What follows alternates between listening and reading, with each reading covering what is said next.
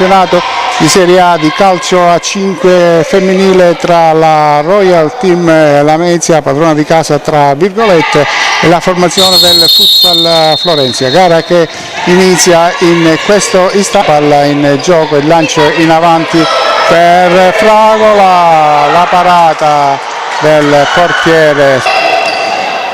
è brava a liberarsi davanti alla porta, ancora l'azione, chiude la difesa lametina, rimessa effettuata da Calè che ha scambiato la palla per Nasso, il lancio è intercettato la Calè, parte la Calè, la respinta del portiere a tu per tu per la formazione lametina, poi Nasso ha praticamente regalato palla alle avversarie ed il vantaggio quando mancano 11:53. Furno può andare al tiro, Furno, Fragola, ancora Furno, non ha forza quel tiro, poi Saraniti, ancora l'azione della formazione ospite, chiude la Furno, cerca di partire e la palla per Calè, ancora una volta la ribattuta,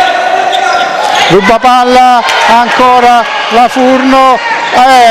fallo da dietro, questa è da ammonizione. Ancora Marta cerca di liberarsi al tiro, la sua conclusione messa in angolo, ruba palla dai piedi, cerca, lanciata la Calè, la conclusione ancora, riesce a superare la Furno. Conclusione, la parata di Cacciola, Jessica, la sua conclusione, la parata di Cacciola, la conclusione ancora di Jessica, Saraniti in avanti, la conclusione, libera Furno dall'altra parte, la conclusione, leggerezza della formazione lametina, la parata di Cacciola sul tiro di Jessica, Carrelli, il passaggio, la girata per la conclusione al volo di Marta, non ci riesce ora Marta, la conclusione out, la conclusione di Jessica, Marta, conclusione che finisce out, era per Valeria, poi la conclusione e la palla che passa in mezzo ad una selva di gambe, Calè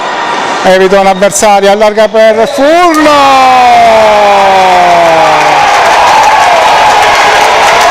e accorcia le distanze la formazione lametina. Valeria, la conclusione, questa volta chiude, no,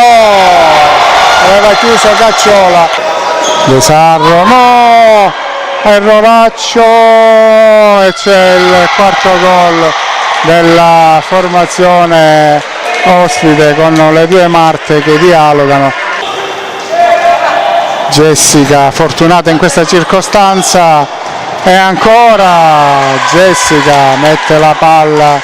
in rete dopo una piccola mischia, peccato. Eravamo su 2-1 a 5 minuti dalla fine e poi è crollata la formazione lametina con questo parziale di 5-1, fin troppo punitivo forse per le ragazze di mister Carnucci.